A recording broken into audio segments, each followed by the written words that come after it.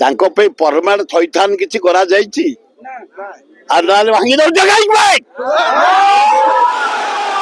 ଯଦି ସ୍ଥାୟୀ ବ୍ୟବସ୍ଥା ନ ହେଇଛି ତମେ ଭାଙ୍ଗିବା ପାଇଁ କିଏ ପାଇଁ? ତମେ ଆଜି ଅଛ ଏଠି କାଲି ବଦଳ ହେଇ ପଳେଇବ କଲେକ୍ଟର ଏଡିଏମ ଏସପି ଆମେ କଣ କରିବୁ? ଶହ ଶହ ବର୍ଷ ହେଲା ଏ କ୍ୟାବିନରେ ଦୋକାନ କରି ଖୋର୍ଦ୍ଧା ଅଞ୍ଚଳ ବାସୀଙ୍କି ଆଜି ପର୍ଯ୍ୟନ୍ତ ବଞ୍ଚେଇ ଆସିଛନ୍ତି ଜିନିଷ ଯୋଗେଇ ଆସିଛନ୍ତି। ତାଙ୍କ ପାଇଁ ପରମାଣ ଥଇଥାନ କିଛି କରାଯାଇଛି ଆଉ ନହେଲେ ଭାଙ୍ଗି ଦଉଛ କାହିଁକି? ଯଦି ସ୍ଥାୟୀ ବ୍ୟବସ୍ଥା ନ ହେଇଛି ତମେ ଭାଙ୍ଗିବା ପାଇଁ କିଏ ପାଇଁ? ତମେ ଆଜି ଅଛ ଏଠି କାଲି ବଦଳ ହେଇ ପଳେଇବ କଲେକ୍ଟର ଏଡିଏମ ଏସପି ଆମେ କଣ କରିବୁ? ତାଙ୍କ ପାଇଁ ସ୍ଥାୟୀ ବ୍ୟବସ୍ଥା କର। ଭାଙ୍ଗ ଆପତ୍ତି ନାହିଁ। ସହର ସୌନ୍ଦର୍ଯ୍ୟକରଣ ହବ, ରାସ୍ତା ମେଲିବ, ସୁନ୍ଦର ହବ। କିନ୍ତୁ ଶହ ଶହ ବର୍ଷ ହେଲା ଧରି ସେମାନେ ବେପାର କରି ଖୋର୍ଦ୍ଧା ଅଞ୍ଚଳରେ ଏ ଅଞ୍ଚଳର ଲୋକମାନଙ୍କୁ ଖାଦ୍ୟ ଜିନିଷ ପତ୍ର ବାହାର ମକୁଟଠୁ ଫୁଲଠୁ ରେଡିମେଡ୍ ଜିନିଷଠୁ ସବୁ ଯୋଗେଇ ଆସୁଛନ୍ତି, ଫଳମୂଳ ଆଦି। ସେମାନେ କଣ କରିବେ? ହଜାର ହଜାର ଲୋକ ବିଚ୍ଛେଦ ହେଇଯିବେ, ଭୋକ ଉପାସରେ ସମୟ କଟେଇବେ। ସେମାନେ ଜୀବିକା ନିର୍ବାହ କରୁଥିଲେ ଏଇଥିରେ। ତାଙ୍କ ପାଇଁ ସ୍ଥାୟୀ ବ୍ୟବସ୍ଥା କର, ଉଠାଅ, ଆମର ଆପତ୍ତି ନାହିଁ। ବ୍ୟବସ୍ଥା କରିବା କଥା କହୁଛନ୍ତି, ଭେଣ୍ଡିଂ ଜୋନକୁ ନେବେ ବୋଲି। ଭେଣ୍ଡିଂ ଜୋନ ଆଗ କରନ୍ତୁ।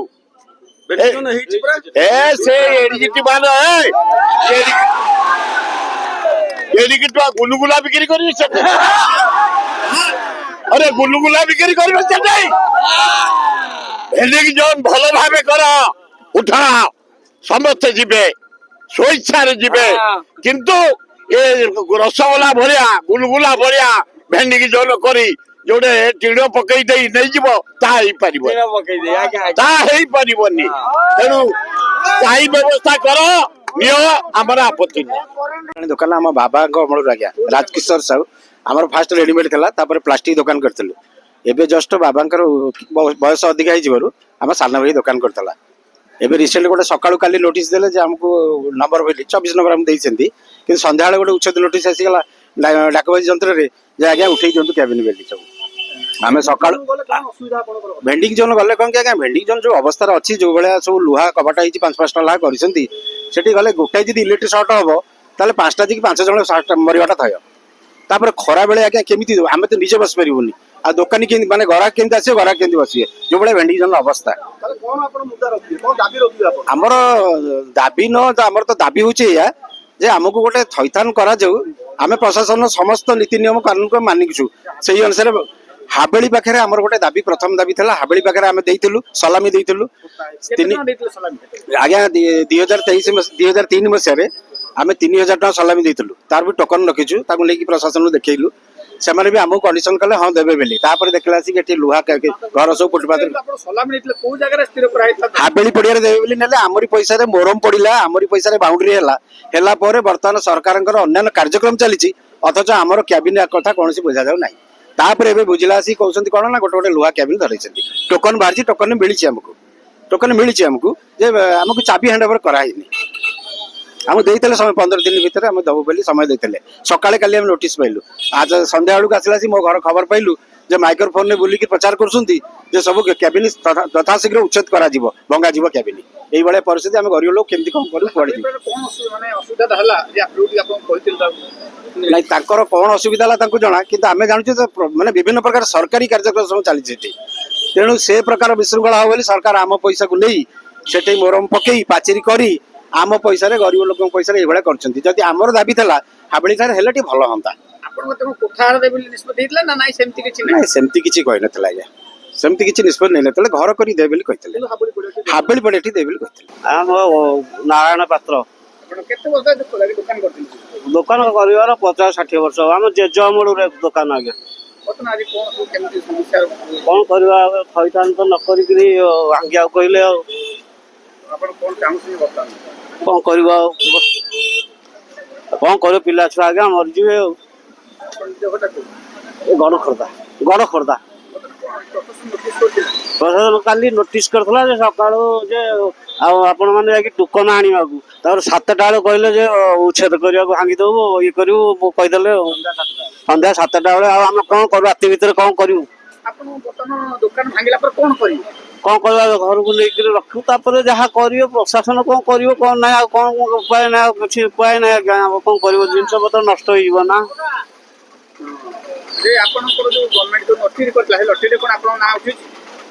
ଲଟେରୀ ଦେଖିନି ଲଟେରୀ ବାହାରେ ମରା ହେଇଛି ଉଠିଛି ବାପାଙ୍କ ନାଁରେ ଆସିଛି ବାପା ନାଁ ଆସିଛି। ଆପଣ ସେଇ ଯୋଉ ଜାଗା ସେ ଜାଗାକୁ ଯିବାକୁ ଚାହୁଁଛନ୍ତି ନା ନାହିଁ? ଆଉ ମଶାଣି ଜାଗା ସେଠି ଚାଲିବନି ଦୋକାନ କିନ୍ତୁ କ'ଣ କରିବା ଉପାୟ କିଛି ନାହିଁ। କ'ଣ ଉପାୟ କରିବ ଘରକୁ ନେଇଛେ ସେଠି ଯାହା ଆଉ ଯେତେବେଳେ ଯିବେ ସମସ୍ତେ ଯିବେ ସମସ୍ତେ ଯିବ ଆଉ ନହେଲେ ନାହିଁ କ'ଣ କରିବୁ ଉପାୟ କିଛି ନାହିଁ। ଆଉ ମୋ ପରିଚୟ ମୁଁ ସୁକାନ୍ତ କୁମାର ସାହୁ ଆମ ଘର ହେଲା ଉଲ୍କିଚର ନଗର। ମୁଁ ଆଜ୍ଞା ଏଠିକି ଆସିଥିଲି ପରିବା ପାଇଁ। ପରିବା ମାର୍କେଟ ବର୍ତ୍ତମାନ ବନ୍ଦ। ଆମେ କ'ଣ ଖାଇବୁ? ପରିବା ମାର୍କେଟ ତ ବନ୍ଦ ଆମ ଘରେ ଚୁଲି ଜଳିବନି ଆମେ କେମିତି ଚଳିବୁ ଆଜ୍ଞା? କ'ଣ ଅସୁବିଧାଟା ହେଇଛି? ଅସୁବିଧାଟା ହେଇଛି ପରିବା ଦୋକାନ ସବୁ ବନ୍ଦ ପ୍ରତ୍ୟେକ ଦୋକାନ ବନ୍ଦ। କାହିଁକି ବନ୍ଦ ହେଇଛି କ'ଣ ଦୋକାନ ସବୁ ଉଚ୍ଛେଦ କରାଯାଉଛି। ଦୋକାନ ଉଚ୍ଛେଦ କରିବା ପୂର୍ବରୁ ଆଗ ସେମାନଙ୍କୁ ଥଇଥାନ କରିକି ତାପରେ ଉଚ୍ଛେଦ କରିଦେଲେ ଭଲ ହେଇଥାନ୍ତା। କିନ୍ତୁ ଆମେ ଆସିଲୁ ବର୍ତ୍ତମାନ ପରିବା ମାର୍କେଟରେ ପରିବା ନାହିଁ ରାସନ ସଉଦା ନାହିଁ ଆମେ କ'ଣ ନେବୁ କ'ଣ ଖାଇବୁ ଆଜ୍ଞା? ପ୍ରଶାସନ ଗତକାଲିଠୁ ଜଣେଇଛି। ଗତକାଲି ତ ଜଣେଇଲେ କ'ଣ ହବ ଆଜ୍ଞା? ତାଙ୍କ ପାଇଁ ତ କିଛି ମାନେ କରିନାହାନ୍ତି ଏପର୍ଯ୍ୟନ୍ତ ତାଙ୍କ ପାଇଁ ଥଇଥାନ କରିନାହାନ୍ତି। ଆଉ ଖାଲି ଉଠେଇ ଦେଲେ କ'ଣ ହବ? ଲୋକ ଉଠେଇ କୁଆଡ଼େ ଯିବେ? କୋଉଠି ବିକିବେ? ଆମେ କୋଉଠୁ ନେବୁ? ଆମେ କୋଉଠୁ ପରିବା ନେବୁ? ଆମର ମୁଖ୍ୟ ଇସ୍ୟୁ ହେଲା ଆମେ ପରିବା କୋଉଠୁ ନେବୁ? ଯୋଉ ଜାଗା ସରକାର ନିଷ୍ପତ୍ତି କରିଛି ସେ ଜାଗାରେ କ'ଣ ଅସୁବିଧା? ସେ ଜାଗାକୁ ଆଜ୍ଞା କେହି ଯିବେନି। ସେ ଜାଗାରେ ଏମିତି ଟିଣ ଘର କରିଛନ୍ତି ଯୋଉ ଟିଣ ଘରେ ସର୍ଟ ସର୍କିଟ ହେଲେ ସବୁ ଲୋକ ମରିବେ। ଦରକାର ପଇଲେ ରାତି ଅଧରେ ସେଠୁ ସବୁ ଉଠି ଯାଇଥିବ ତା ତଳୁ କାଟିକିରି ନେଇଯିବେ ଆଜ୍ଞା ଚୋର ଏଠି ପ୍ରବଳ ଚୋର। ଇଏ ତ ଟିଣ କାଟିକି ନେଇକି ପଳେଇବେ। ଆଉ ସେ ଏଇ ଯୋଉ ଦୋକାନୀ ଯୋଉ ବସ୍ତବ ଖୋଲା ଆକାଶରେ ତାହେଲେ କେମିତି ବେପାର ହବ? ବେପାର ଏଠି ହେଇପାରିବ ନାହିଁ। କ'ଣ କହିବେ ବର୍ତ୍ତମାନ ଟ୍ରାଫିକ ଚକରେ ଶହ ଶହ ବ୍ୟବସାୟୀ ତାଙ୍କର ପିଲା ଛୁଆଙ୍କୁ ଧରିକି ରାଜରାସ୍ତାରେ ବସିଛନ୍ତି। ଗୋଟେ ପଟେ ପ୍ରଶାସନ ଜିଦିରେ ଅଟଳ କୌଣସି ପରିସ୍ଥିତିରେ ଆମେ ଏଠି 123 ଲାଗୁ କରିଛୁ ଏବଂ ସମସ୍ତ କ୍ୟାବିନ ଉଚ୍ଛେଦ କରିଛୁ। ଦେଖନ୍ତୁ ପ୍ରଥମ କଥା ହେଲା ଯେ ବ୍ୟବସାୟୀ ମାନଙ୍କୁ ଯୋଉମାନେ ଛୋଟ ଛୋଟ ଦୋକାନ ଏଠି କରିକି ତାଙ୍କର ଜୀବନ ଜୀବିକା ପୋଷଣ କରୁଛନ୍ତି ସେମାନଙ୍କର ଥଇଥାନ ଆଗ କରିବା ଦରକାର ତାପରେ ଉଚ୍ଛେଦ। ଥଇଥାନ ନ କରିକି ଉଚ୍ଛେଦ କରିବାର କୌଣସି ଅଧିକାର ସରକାରର ନାହିଁ। ତେଣୁ ଜୁଲୁମ କରି ଜୋର ଜବରଦସ୍ତି କୌଣସି ବ୍ୟବସାୟୀକୁ ତାଙ୍କ ଜୀବନ ଜୀବିକାରୁ ବଞ୍ଚିତ କରିବାର ଅଧିକାର ସରକାରଙ୍କର ନାହିଁ। ଯୋଉ କାମ ପ୍ରଥମେ କରିବା କଥା ସେ କାମ ତ କରୁନାହାନ୍ତି ସରକାର। ବେରୋଜଗାରୀ ତ ବଢିଛି ଲୋକଙ୍କ ପାଖରେ ତ ରୋଜଗାର ନାହିଁ। ଆଉ ଯୋଉ ଏ ଅଞ୍ଚଳବାସୀଙ୍କ ରୋଜଗାର ପାଇଁ ସରକାର କିଛି କରିଛନ୍ତି କି? ଯଦି ନାହିଁ ତାହେଲେ ଏମାନଙ୍କୁ କ'ଣ ପାଇଁ ଉଚ୍ଛେଦ କରିବେ? ଯଦି ଉଚ୍ଛେଦ କରିବେ ତାପରେ ଥଇଥାନ କାହିଁକି କଲେ ନାହିଁ? ପ୍ରଥମେ ଆମର ଗୋଟିଏ ଦାବି ଆଜ୍ଞା ଥଇଥାନ ପ୍ରଥମେ କରନ୍ତୁ ତାପରେ ଉଚ୍ଛେଦ କରିବେ। ଯଦି ଥଇଥାନର ଅଧିକାର ତାଙ୍କର ପାଖରେ ନାହିଁ ତାହେଲେ ଉଚ୍ଛେଦର ଅଧିକାର ତାଙ୍କୁ ଦେଲା କିଏ? ତେଣୁକରି ଡବଲ ଷ୍ଟାଣ୍ଡାର୍ଡର କଥା ଚଳିବ ନାହିଁ। ଯେପର୍ଯ୍ୟନ୍ତ ସରକାର ପ୍ରତିଶ୍ରୁତି ଦେଇନାହାନ୍ତି ଥଇଥାନ କେବେ କରିବେ ଏବଂ ତୁରନ୍ତ ଥଇଥାନ କରିବେ ତାପରେ ଯାଇକି ଉଚ୍ଛେଦ ହବ। ଇଏ ଗୋଟିଏ ଦାବି। ଆଉ ଥଇଥାନ ନ କରିକି ଉଚ୍ଛେଦ କରିପାରିବେ ନାହିଁ ସରକାର। ଆଉ ଯଦି କରିବେ ଯେତିକ ବ୍ୟବସାୟୀ ଭାଇ ଭଉଣୀ ଏଠି ଏକଜୁଟ ହେଇକି ଅଛନ୍ତି ଏଠି ଆଜ୍ଞା ଚଳେଇ ଦେବୁନି ଆମେ ପୁରା ଚକା ଆକା ପୁରା ଜାମ୍ କରିବୁ ବିଲକୁଲ ଛାଡ଼ିଦେବୁନି ବିଲକୁଲ ଛାଡ଼ିଦେବୁ। ଆଉ ଆମେ ପୁରା ବ୍ୟବସାୟୀଙ୍କ ସହିତ ପୁରା ଅଛୁ ଆଉ ତାଙ୍କ ମନୋବଳ କେବେ ବି ଭାଙ୍ଗିବାକୁ ଦେବୁ ନାହିଁ। ଆମେ ମଧ୍ୟ ଚାହୁଁଛୁ ସେମାନଙ୍କର ଥଇଥାନ ହଉ ତାପରେ ଉଚ୍ଛେଦ କରିବେ। କୁଆଡେ ଯିବେ ପିଲା ଛୁଆଙ୍କୁ ନେଇକିରି?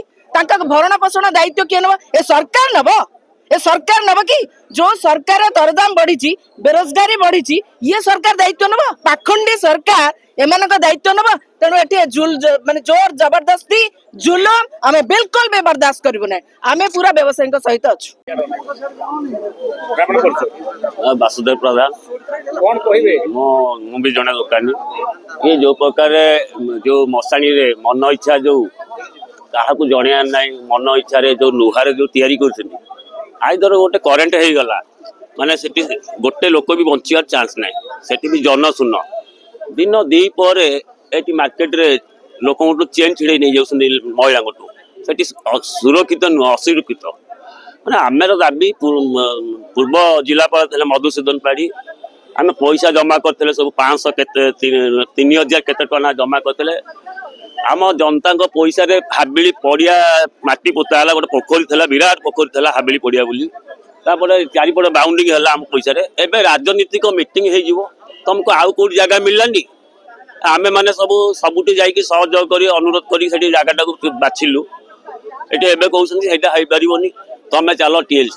ଏଠି ଗୁଣ୍ଡାଗିରି ଗୁଣ୍ଡା ଶାସନ ଏଠି ଚାଲିବନି। ଇଏ ଖୋର୍ଦ୍ଧା, ଇଏ ଭାରତର ଶେଷ ଦୁର୍ଗ। ଏଠି ଇଂରାଜୀ ମାନେ ହାରିକି ଯାଇଛନ୍ତି। ଏଠି ଆମର ଗୋଟିଏ ଦାବି, ଆମ ଯୋଉ ପର୍ଯ୍ୟନ୍ତ ପୂରଣ ନ ହେଇଛି ଆମେ ଅନିର୍ଦ୍ଦିଷ୍ଟ ପାଇଁ ଏ ଖୋର୍ଦ୍ଧା ସହରରେ ବ୍ୟବସାୟ ପୁରା ବନ୍ଦ, ଠପ, ଖାଇବା ପିଇବା ସବୁ ପାଣି ସହ ବନ୍ଦ ପୁରାପୁରି। ଯୋଉ ପର୍ଯ୍ୟନ୍ତ ଆମ ଦାବି ପୂରଣ ନ ହେଇଛି ଆମେ ଅନିର୍ଦ୍ଦିଷ୍ଟ ପାଇଁ ବନ୍ଦ ରଖିବୁ ବୋଲି ପ୍ରଶାସନ ଭାଙ୍ଗିବ ବୋଲି ପୁରା ନିଷ୍ପତ୍ତି କରିଛି। ଭାଙ୍ଗନ୍ତୁ। ଆମେ ଆଗେ ତାଙ୍କ ରୋଲର ଗାଡି ତଳେ ଆମେ ଶହ ଶହ ଲୋକ ଶୋଇବୁ, କେତେ ଭାଙ୍ଗିବେ ଆମେ ଦେଖିବୁ। କେତେ ପ୍ରଶାସନ ଆମ ସାଙ୍ଗେ ଚ୍ୟାଲେଞ୍ଜ କରୁଛୁ ଆମେ ବ୍ୟବସାୟୀ, ଆମେ ତ ଟୋଟାଲ ପୁରା ବନ୍ଦ କରିଦେଲୁ ବଜାର ହାଟ ପୁରା ପୁରୀ। କିଏ ଦାୟୀ ସବୁ ଅଛନ୍ତି? ଏଥିରେ ବହୁତ ଲୋକ ଅଛନ୍ତି, ଛୋଟ ଛୋଟ ମୁଣ୍ଡି ନେତା ଅଛନ୍ତି, ସେମାନେ କୋଉ ଆଖିକି ଦେଖା ଯାଉନାହାନ୍ତି ଖୋର୍ଦ୍ଧାରେ। ସେମାନେ ଏସବୁ ଚକ୍ରାନ୍ତ କରିକି ଏ ବ୍ୟବସାୟୀ ଗରିବ ଲୋକ ପେଟରେ ନାତ ମାରିଛନ୍ତି। ଆର ଜବାବ ଏ ବ୍ୟବସାୟୀ ମାନେ ଦେବେ, ଏତିକି କହୁଛି। ଏତେ ଶହ ଶହ ବ୍ୟବସାୟୀ ତାଙ୍କର ପରିବାର ପିଲା ଛୁଆ ଏବଂ ମା ମାନେ ରହିଛନ୍ତି। ଘଟଣା କଣ ପାଇଁ ସେମାନେ ବର୍ତ୍ତମାନ ରାଜରାସ୍ତାକୁ ଆସିଲେ? ଭାଇ ଦେଖନ୍ତୁ, ଆଜିକୁ 10-15 ଦିନ ହବ ମୁଁ ଘର ଭିତରେ ଥିଲି, ମୁଁ ଶୁଣୁଛି ଯେ ପ୍ରଶାସନିକ ଏ କ୍ୟାବିନ ସହରକୁ ଉଚ୍ଛେଦ କରିକି ଲୋକମାନଙ୍କୁ କୁଆଡେ ଥଇଥାନ କରିବେ। କିନ୍ତୁ ଯୋଉ ପ୍ରକ୍ରିୟା ଭିତରେ ସରକାର ମ୍ୟୁନିସିପାଲିଟି ସେମାନଙ୍କୁ ଥଇଥାନ କରିବାକୁ ଯାଉଛି, ସେଇଟା ପ୍ରକୃତରେ ଥଇଥାନ କାର୍ଯ୍ୟକ୍ରମ ନୁହେଁ। ସେଇଟା ଉଦ୍ଦେଶ୍ୟମୂଳକ ଭାବରେ ଦାନା ପାଣିକୁ ମାରିକି ସରକାରୀ ଦାଦାଗିରି ଦେଖେଇକି ଲୋକମାନଙ୍କ ପେଟକୁ ଗୋଇଠା ମାରି ସେମାନେ ରାଜୁତି କରିବାକୁ ଚେଷ୍ଟା କରୁଛନ୍ତି। କିଛି ବ୍ୟବସାୟୀ ଅଛନ୍ତି ଯୋଉମାନେ ଡାହାଣୀ ହେଇକି ଲାଗୁଛନ୍ତି, ଗୁଣିଆ ହେଇକି ଛଡେଇ ପକଉଛନ୍ତି। ମୋର କହିବା କଥା, ଖୋର୍ଦ୍ଧା ସହର କ୍ୟାବିନ ସହର, ଖୋର୍ଦ୍ଧା ସହରକୁ ସୁନ୍ଦର କରିବା ଦରକାର, ଆପତ୍ତି ନାହିଁ ସୁନ୍ଦର କରିବାରେ। କ୍ୟାବିନ ବ୍ୟବସାୟୀ ଭାଇ ମାନଙ୍କୁ ଉଠେଇକି ଯୋଉ ସହରକୁ ସୁନ୍ଦର କରିବେ ବୋଲି ଭାବୁଛନ୍ତି, ସୁନ୍ଦର କରିବା ମୁଁ ଯେମିତି ଚାହୁଁଛି, କ୍ୟାବିନ ବ୍ୟବସାୟୀ ଭାଇ ମାନେ ସେମିତି ଚାହୁଁଛନ୍ତି ସୁନ୍ଦର କରିବା ପାଇଁ। କିନ୍ତୁ ଯୋଉ ପ୍ରକ୍ରିୟା ଭିତରେ କରିବାକୁ ଚାହୁଁଛନ୍ତି, ଜୋର ଜୁଲୁମ ଦାଦାଗିରି ଦେଖେଇକି କରିବାକୁ ଚାହୁଁଛନ୍ତି, ସେମିତି ନୁହଁ। ଆଗ ଥଇଥାନ କରିବେ, ତାପରେ ଯାଇକି ଉଚ୍ଛେଦ କରିବେ। ଆରେ ପ୍ରଶାସନ କହ କେତେଟା ଗାଡି ରଖିଛି? ଯେମିତି ଦିନେ ରାଜେନ୍ଦ୍ର ସାହୁ ସେପଟେ ଯେମିତି ନୟାଗଡ଼ ରୋଡ ଉପରେ କାଳୀ ମଙ୍ଗରାଜ ଡକ୍ଟରଙ୍କ ଘର ପାଖରେ ଯେମିତି JCB ଆଗରେ ଶୋଇଥିଲା, ଆଜି ଆଗ ମୁଁ ଶୋଇବି, ତାପରେ ସେମାନେ ଆଜି ପ୍ରଶାସନ ଦେଖିବ।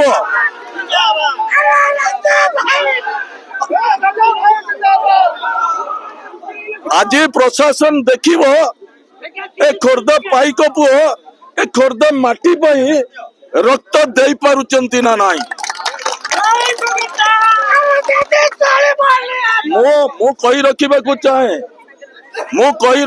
ଚାହେଁ ଯୋଉମାନେ ଏ କାର୍ଯ୍ୟକ୍ରମ କରୁଛନ୍ତି ଖୁବ ସତର୍କ ହେଇ ଯାଆନ୍ତୁ। ଯଦି ଭଲ ଚାହୁଁଛନ୍ତି ତେବେ ଯାଇକି ଥଇଥାନ କରନ୍ତୁ, ତାପରେ ଯାଇକି ଉଚ୍ଛେଦ କଥା ଉଠାନ୍ତୁ। ତା ଭିତରେ କଣ ଅଛି? 20 ବର୍ଷର ଇତିହାସ ମୁଁ କହିବି। 20 ବର୍ଷର ଇତିହାସ ମୁଁ କହିବି। ଯୋଉମାନେ କହିବା କଥା ଲୁଚିକି ଘରେ ଶୋଇଛନ୍ତି, ମୁଁ 20 ବର୍ଷର କଥା କହିବି। ୱାନ୍ ମ୍ୟାନ୍ କାଉନସିଲରେ ମଧୁସୂଦନ ପଡି ହାବଳି ମାର୍କେଟ ହାବଳି ଜାଗା ଦେଇଥିଲେ। 1 ଠୁ 540 ପର୍ଯ୍ୟନ୍ତ ଲଟେରୀ କରାଯାଇଛି। ଆଜି ସେ କଥା ଭୁଲି ଯାଇକି ମନ ଇଚ୍ଛା ଲଟେରୀ, ଆଉ ଥରେ ଲଟେରୀ। ତେଣୁ ଏ ଦାଦାଗିରି ଚଳିବ ନାହିଁ। ପ୍ରଶାସନ ହାତ ଯୋଡିକି ଅନୁରୋଧ କରୁଛି ଆପଣ ମାନଙ୍କ ମାଧ୍ୟମରେ, ଆଗ ମୋଡାଲିଟିକୁ ଠିକ ସେ ତିଆରି କରିବେ, ତାପରେ ଉଚ୍ଛେଦ କରିବେ। ଆଗ ଥଇଥାନ, ତାପରେ ଯାଇକି ଉଚ୍ଛେଦର କଥା ସମସ୍ତଙ୍କୁ ଧନ୍ୟବାଦ। आज खोर्धार जीवन जीविका उपरे रोक लगी। जदि आम देखा खोर्धार जो दीर्घदिन जो समस्या था क्याबिन व्यवसायी को उच्छेद करवा, आज से प्रक्रिया आरंभ होती। जदि गोटे पटे आम देखा जो क्याबिन व्यवसायी को उच्छेद कर जिला प्रशासन तरफ यह संपूर्ण बेआईन बोली बर्तमान साधारण व्यवसायी मैंने अभियोग कर व्यवसायी मान अभियोग अनुसार से प्रथमे आम जो उच्छेद कराऊँगी प्रथमे से थैथान कर उच्छेद कर तेरे आम सीधा सड़क अच्छा जड़े समाजसेवी आम स्वागतिका मैडम अच्छी सीधा सड़क आलोचना करवा कौन कहे आज्ञा दुखदायक घटना कहीं ଖୋର୍ଦ୍ଧାର ଯେଉଁମାନେ ବ୍ୟବସାୟୀ ଅଛନ୍ତି ସେମାନେ ଆକ୍ଚୁଆଲି ଉପରେ ନିର୍ଭର କରେ ତାଙ୍କର ପରିବାର କିଭଳି ଚଳେଇବେ ଏଥିରୁ ଯାହା ସେ ଗୁଞ୍ଜରଣ ମେଣ୍ଟେନ୍ କରନ୍ତି ସେଇଥିରେ ସେ ଚଳନ୍ତି କିନ୍ତୁ ତାଙ୍କୁ ଥଇଥାନ ନ କରାଯାଇ ବହୁତ ଦିନ ପୂର୍ବରୁ ତାଙ୍କର ଡିପୋଜିଟ୍ ନିଆଯାଇଥିଲା ଏବଂ ତାଙ୍କୁ କୁହାଯାଇଥିଲା ଯେ ଆମେ ତୁମକୁ ଥଇଥାନ କରିବୁ ତାପରେ ତୁମର ଘର ବାହାରିବ ଥଇଥାନ ନ କରିକି ହଠାତ୍ ଭାଙ୍ଗିବା ଗୋଟେ ଦୁଃଖଦାୟକ ଏଇଟା ଖାଲି ବ୍ୟବସାୟୀ ସଂଘର ଦୁଃଖ ନୁହେଁ ଏଇଟା ସର୍ବସାଧାରଣଙ୍କର ଦୁଃଖ କାରଣ ତାଙ୍କୁ ଥଇଥାନ କରାଯାଉ ତାଙ୍କ ଜୀବିକା ସେମାନେ କିଭଳି ନିର୍ବାହ କରିବେ ସେଥିପାଇଁ ଚିନ୍ତା କରାଯାଉ ନକରି ହଠାତ୍ ତାଙ୍କୁ ସେଠି ଯେଉଁ କ୍ୟାବିନ୍ କରାଯାଇଛି ସେ କ୍ୟାବିନ୍ରେ ରହିବା ଯୋଗ୍ୟ ସେ କ୍ୟାବିନ୍କି ଯେତିକି ପଇସା ସେମାନେ କହୁଛନ୍ତି 8 କୋଟି ସେ 8 କୋଟି ଟଙ୍କାର କାମ ହେଇଛି ସେ କାମକୁ ଆଗ ତର୍ଜମା କରାଯାଉ କେତେ ପଇସା ସେଠି ଲଗାଯାଇଛି କେତେ ପଇସାର କାମ କରାଯାଇଛି ସେ କଥା ତ ଜନସାଧାରଣ ଚିନ୍ତା କରୁନାହାନ୍ତି ସେ ପଇସା ଗଲା କୁଆଡ଼େ ସେତିକି ଟଙ୍କାର କାମ ହେଇଛି କି କ୍ୟାବିନ୍ ପାଇଁ ସେ କ୍ୟାବିନ୍ ନ ହେଇଛି ସେତିକି ଟଙ୍କାର କାମ ସେ ଟଙ୍କା କୁଆଡ଼େ ହେରଫେର କରାଗଲା ଏବଂ ସାଧାରଣ ଗୋଟେ ଗୁଞ୍ଜରଣ ମେଣ୍ଟେନ୍ କରୁଥିବା ଗୋଟେ ଛୋଟିଆ ବ୍ୟବସାୟୀ ତାର ବଞ୍ଚିଥିବା ଜୀବନ ନିର୍ବାହ କରୁଥିବା ତାର ପଇସା ନେଇ ତାର ପିଲା ଛୁଆ ପରିବାର ଆଜିକାଲି ଯେଉଁଭଳି ଭାବରେ ଦରଦାମ ବୃଦ୍ଧି ହେଲାଣି ତା ଭିତରେ ନିଜକୁ ମାନେ ଚଳେଇବା କେତେ କଷ୍ଟଦାୟକ ସେଥିରେ ତାକୁ ହଠାତ୍ ଆସିକି ଭାଙ୍ଗି ଦିଆଯିବା ଏ ବଡ଼ ଦୁଃଖଦାୟକ ଘଟଣା ଏଇଟା ନିଶ୍ଚିତ ଭାବରେ ମୁଁ କଂଗ୍ରେସର ଜଣେ ସଭାପତି ହିସାବରେ ଜିଲ୍ଲା ସଭାପତି ହିସାବରେ ମୁଁ ଜଣେ କଂଗ୍ରେସର ବିଧାୟକ ପ୍ରାର୍ଥୀ ହିସାବରେ ନିଶ୍ଚିତ ଭାବରେ ତୀବ୍ର ନିନ୍ଦା କରିବି ଏବଂ ଦଳ ମଧ୍ୟ ତୀବ୍ର ନିନ୍ଦା କରିବ ଆଗାମୀ ଦିନରେ ଯଦି ସରକାର ଏହାକୁ ଜବାବ ନ ଦିଅନ୍ତି ତାହେଲେ ନିଶ୍ଚିନ୍ତ ଯୁଦ୍ଧ କରାଯିବ ଏଥିରେ ସନ୍ଦେହର ଅବକାଶ ଆଜ୍ଞା କ'ଣ କହିବେ ବର୍ତ୍ତମାନ ଆଜି ଆପଣ ଆମର ଯେଉଁ ସାଧାରଣ ସ୍ଥାନରେ ଆପଣ ଆନ୍ଦୋଳନ କରୁଛନ୍ତି ଆପଣଙ୍କର କ'ଣ ମୁଖ୍ୟ ଦାବି ରହୁଛି ଆମର ଦାବି ରହୁଛି ଆଜ୍ଞା ଆମେ ଚାହୁଁଛୁ ଯେ ଖୋର୍ଦ୍ଧା ସରସ ସୁନ୍ଦର ହଉ ଖୋର୍ଦ୍ଧା ଭଲ ହେଉ ହେଲେ କେମିତି ଏ ପ୍ରଶାସନ କାହିଁକି ଏମିତି ନିଷ୍ପତ୍ତି ନେଲା ଆମକୁ ଡକେଇଥାନ୍ତା ଆମ କାଉନସିଲର ଆମ ଚେୟାରମ୍ୟାନ୍ ଆମେ ସମସ୍ତେ ବସିକି ନିଷ୍ପତ୍ତି ନେଇଥାନ୍ତୁ ଯେ ଭେଣ୍ଡିଂ ଜୋନ୍ ଯେ ଯେଉଁଠି ଆପଣ ଆମକୁ ଭେଣ୍ଡିଂ ଜୋନ୍ ଦେଇଛନ୍ତି ସେ ଜାଗାଟା କ'ଣ ସେଟା ମଶାଣି ସେଠି ଲାଇଟ୍ ସୁବିଧା ନାହିଁ ସେଠି ପାଣି ସୁବିଧା ନାହିଁ ସେଠି କିଛି ସୁବିଧା ନାହିଁ ଆପଣ କାହିଁକି ଏମିତି କଲେ ଏସବୁ ଜିଲ୍ଲା ପ୍ରଶାସନ ନେଇଛନ୍ତି ଆମେ କାଉନସିଲର ଆମ ଚେୟାରମ୍ୟାନ୍ ଆମେ ଜାଣିନୁ ନୂଆ ସରକାର ହିଁ ଦାୟୀ ଏଥିପାଇଁ ନୂଆ ସରକାର ହିଁ ଦାୟୀ ଆମେ ହିଁ ଯେତେବେଳେ ସରକାର ବାଛିଥିଲୁ ଆମ ଖାଇବା ଥାଳିକି ସେ ଏମିତି ଛଡ଼େଇ ନେବେ ବୋଲି ଆମେ ଭାବିନଥିଲୁ ଆମକୁ ନେଇକି ବଡ଼ଦାଣ୍ଡରେ ସେମାନେ ବସେଇ ଦେଲେ ଆପଣ ଟିକେ ବୁଝନ୍ତୁ ହେଲା ବଡ଼ଦାଣ୍ଡରେ ଭିକ ମାଗିବା ଯାହା ଆପଣ ଆମକୁ ଉଠେଇବା ବର୍ତ୍ତମାନ ଆମେ ଚାହୁଁଛୁ ଯେ ହାବେଳି ପଡ଼ିଆରେ ଆମକୁ କୋଠା ଘର ଦିଆଯାଉ ଆମର ଲାଇଟ୍ ପାଣି ସୁବିଧା ଦିଆଯାଉ ଆମକୁ କୋଠା ଘର ଦିଆଯାଉ ଏ ସୁବିଧାଟା ଆମେ ଆଗରୁ ଅନୁରୋଧ କରିଥିଲୁ ଆଜି ବି ଅନୁରୋଧ ଜିଲ୍ଲା ପ୍ରଶାସନକୁ କରୁଛୁ ଯେ ଆମ ପିଲା ଛୁଆ ଧରିକି ଆମେ ଯିବୁ କୁଆଡ଼େ ଆପଣ ଯେଉଁ ଉଠଉଛନ୍ତି ଆମେ ଯିବୁ କୁଆଡ଼େ ଆମେ ଚାହୁଁଛୁ ଯେ ଆମକୁ ହାବେଳି ପଡ଼ିଆରେ ହିଁ ଦିଆଯାଉ ହାବେଳି ପଡ଼ିଆରେ ହିଁ କୋଠା ଘର ଦିଆଯାଉ ହାବେଳି ପଡ଼ିଆରେ ହିଁ ଆମକୁ ଥଇଥାନ କରାଯାଉ ଖୋର୍ଦ୍ଧାର ବିକାଶ ଆପଣ ଚାହୁଁଛନ୍ତି ନା ନାହିଁ ଜାଗା ଦେଇଦିଅନ୍ତୁ ସମସ୍ତେ ପାଆନ୍ତୁ ହେଲା ସେଇଟା ଭଲ ଲାଗିବ এটা ରାଜ୍ୟ କହିଥିଲେ এটা ବସ ସମସ୍ତେ ଥଇଥାନ କରିସାରିଲା ପରେ ବଜାର ଉଠେଇବେ ରାଜା ବି କହିଥିଲେ ସେ ଏମଏଲ୍ଏ ଦେଲେ ଏ ବର୍ଷ ଏମଏଲ୍ଏ ନାହାନ୍ତି ତେଣୁ ସେ କହିଥିଲେ କିନ୍ତୁ ତାଙ୍କ କଥା ଅନୁଯାୟୀ ତଥାପି ସେ ଆସିଛନ୍ତି ହାରିଲା ପରେ ବି ତଥାପି ସେ ଆମ ସାଙ୍ଗେ ଲଢ଼ୁ ହୁଅନ୍ତି ତଥାପି ଆମ ଖୋର୍ଦ୍ଧାର ଭାଇଙ୍କ ପିଲା ଆମେ କେବେ ହାରିବା ମାନେ ଜିତିନୁ ଆମେ ଜିତିବା ଶିଖିଛୁ କିନ୍ତୁ ଏତିକି ଆମକୁ ସାହାଯ୍ୟ କରନ୍ତୁ ଆମେ ସାହାଯ୍ୟ ରହିଲା ପରେ ଶାନ୍ତି ହେଇଯିବ ହେଲା ତେବେ ଯାହା କହୁଥିଲେ ଆମର ସ୍ଥାନୀୟ ବାସିନ୍ଦା କହୁଥିଲେ ବ୍ୟବସାୟୀମାନେ ଯେଉଁମାନେ କହୁଥିଲେ ଏବଂ ଆମର ଯେଉଁ ଅଛି ପୂର୍ବତନ ବିଧାୟକ ମଧ୍ୟ କହୁଥିଲେ ଯେ ପ୍ରଥମେ ଖୋର୍ଦ୍ଧାର ବ୍ୟବସାୟୀମାନଙ୍କୁ ଥଇଥାନ କରାଯାଉ ତାପରେ ଯାଇ ଉଚ୍ଛେଦ କରାଯାଉ କାରଣ ଖୋର୍ଦ୍ଧାର ସର୍ବାଙ୍ଗୀନ ବିକାଶ ପାଇଁ ବା ଖୋର୍ଦ୍ଧାର ଯେଉଁ ବିକାଶ ଧାରାକୁ ଆଗେଇ ନେବା ପାଇଁ ବ୍ୟବସାୟୀମାନେ ମଧ୍ୟ ଅଣ୍ଟା ଭିଡ଼ିଛନ୍ତି କିନ୍ତୁ ତାଙ୍କୁ ପ୍ରଥମେ ଥଇଥାନ କରାଯାଉ ପୂର୍ବରୁ ଯେଉଁ ନିଷ୍ପତ୍ତି ଥିଲା ହାବେଳି ପଡ଼ିଆରେ ସେମାନଙ୍କୁ ଥଇଥାନ କରାଯିବ ସେଠାରେ କୋଠା ଘର କରାଯାଇ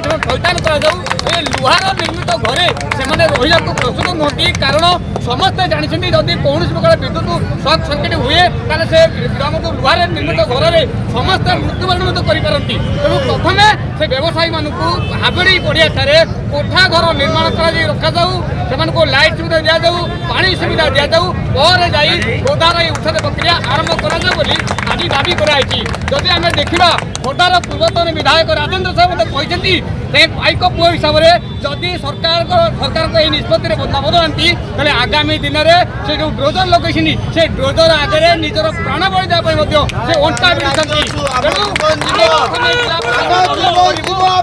ବ୍ୟବସାୟୀମାନଙ୍କର ପେଟେ ପାଟଣାର କଥା ସେମାନଙ୍କୁ କରାଯାଉ ପରେ रे जाई एई हमर जो थैथान व्यवस्था जो विकास कार्य करा पई जो हमर कैबिन जो उच्छेद करछनी ता परे से कैबिन उच्छेद प्रक्रिया आरंभ करंतु खोरदारू गोपाल कृष्ण प्रधान को रिपोर्ट प्रतिनिधि।